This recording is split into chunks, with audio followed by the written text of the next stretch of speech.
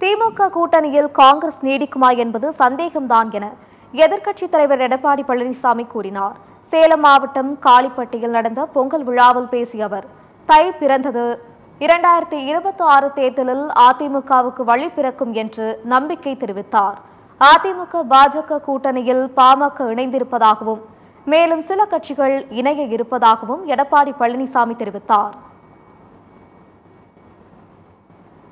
திமுக கூட்டணி அங்கே வைக்கின்ற காங்கிரஸ் கை நெழுவி போகுது. திமுக கிட்ட இருந்து தினந்தோறும் பத்திரிகை செய்தி அதுதான் வந்துகிட்டு இருக்குது.